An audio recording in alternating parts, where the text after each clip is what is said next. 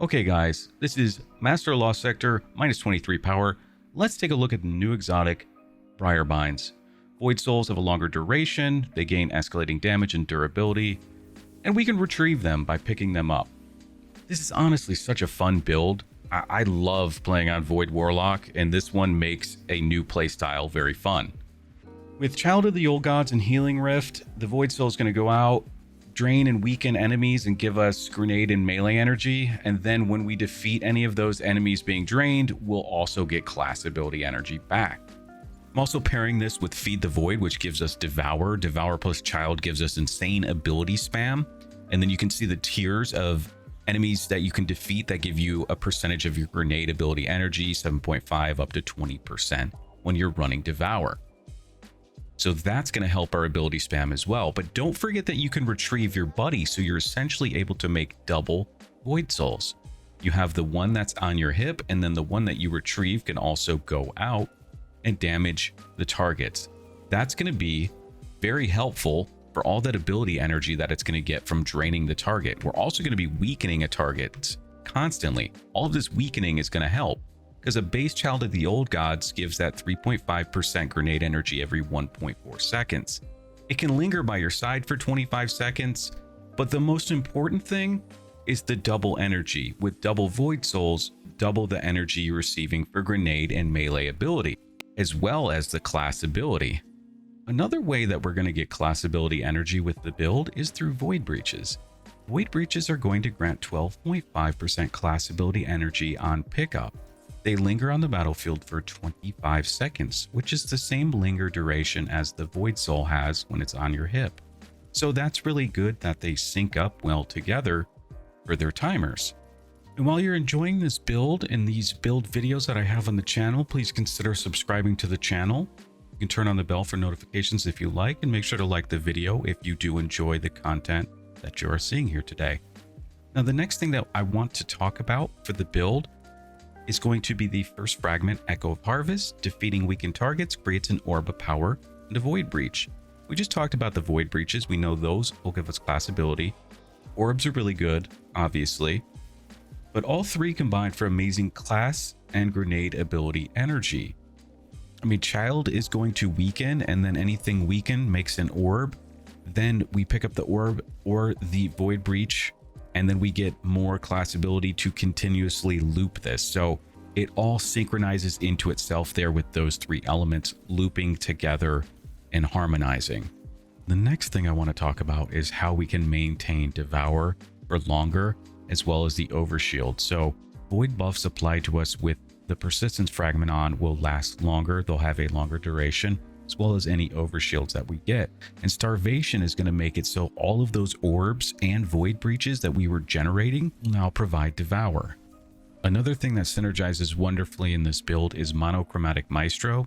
Should be active at all times, because the double Void Souls out are going to be damaging targets, and that's ability energy or ability damage. So we'll get that 10% weapon damage as well, and vice versa. Then we can take that and pair it with Elemental Fury, so that way we can have more grenade and Void Soul damage against champions, 35% more to be exact. This season we have Elemental Orbs for Void, Solar, and Strand and Arc, and these are going to give 25% ability energy when you pick them up, and that's going to be to your lowest ability. We have Void ones, and when we throw them, it's going to apply Volatile, so we can get a huge chunk of ability energy and get some Volatile out on the battlefield on some enemies. Next up, Rapid Fire Ranger is going to be a 15% weaken debuff. From 25 meters away, rapid precision shots are going to weaken enemies. We have some potential synergy with Echo of Harvest there. How can we apply some extra Volatile for the Overshields? Well, we're going to sync up Repulsor Brace with Instability. We have Devour, which is giving us our grenade a ridiculously high uptime. So all the kills that we have with that grenade give Volatile rounds to our Void weapons. We defeat volatile enemies and get a Overshield. That's going to help for survivability in this build. So then we can pair that Overshield from Repulsor Brace with Persistence, so then that Overshield lasts longer. Because also, destabilizing rounds, don't sleep on them, they make volatile. We're going to have a lot of uptime on this. So it's pretty much a no-brainer. You know, go with something that has Repulsor Brace. Anything that's weakened, you don't need Undermining. If your Void Souls, 2 of them, are out on the field weakening everything, you just need to be able to benefit by adding some extra debuffs like Volatile and getting an Overshield as well for survivability and having the highest possible class uptime that you can have. Okay, here's what I've found to be most effective with this build is using a heavy ammo finder for our heavy weapon and then harmonic siphon to make void orbs. Void orbs going to be important so we can get devour. Got a heavy ammo scout on because I seem to be able to make a good amount of heavy ammo. I don't want to help my teammates get that heavy ammo as well. I run 2 copies of Impact Induction. We cast our melee. It's going to reduce our grenade cooldown. That's going to help keep our grenade up. I know we have Devour. Several other ways that we can get our grenade back quite often through Child of the Old Gods. But I really like to be able to have it when I need it. If I can spam it, then I can spam it, and that's even better. The more volatile that I can apply, because the grenade that kills enemies will give me volatile rounds to my void weapons. So then I use a harmonic loader, just because the weapon that I'm using is a little bit sluggish. So if you wanted to, you could replace this for something else. Your choice here. Probably go with something that'll give you some more class ability energy or something along those lines. That would be nice. And then here on the chest, just make sure you run some resistance mods. I've just got mods on that match what I was doing.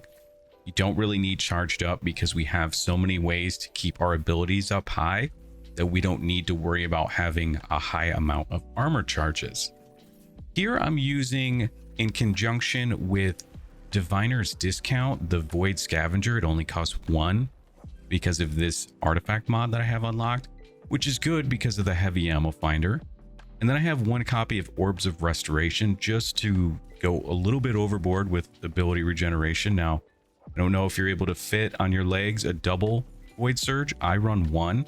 Felt like this felt good being minus 23 power in that lost sector without having surges on my side for outgoing damage and without having an overcharged weapon either. This seemed to be the big difference maker for my weapons feeling more effective. But Orbs of Restoration, we're going to be chasing down orbs because of Devour. Orbs of Restoration is just going to give us 10% to our lowest ability. So that's going to help when we need an ability up that happens to be on cooldown still. Here on the Bond, I'm running 1 copy of Bomber. This is going to give us a big chunk of class ability. And because we're casting our Rift to get our Void Soul out, even though we can have more than 1 out, it's important to still cast the Rift to send the second one out. Bomber is going to give us some grenade ability energy. Reaper, after we cast that healing Rift, the next weapon final blow is going to give us an orb of power, so we're going to be able to guarantee that we can always pick that up and get Devour. And then I just run 1 copy of Time Dilation because I want to be able to keep that void weapon surge going. That's essentially the whole build. Is honestly very fun, and I was really impressed with how well this performed in the Master Lost sector at 23 under. So if you have this exotic, give this build a try. It's incredibly fun. It's a new playstyle for Void, and I like it. I like the creativity that Bungie is putting in to these exotics, not just a niche thing that seems only good in one scenario. This actually feels good in Master content where you're minus 23 on the power level. So thank you guys for watching. Appreciate all your continued support. Thank you guys so much. Have a wonderful day.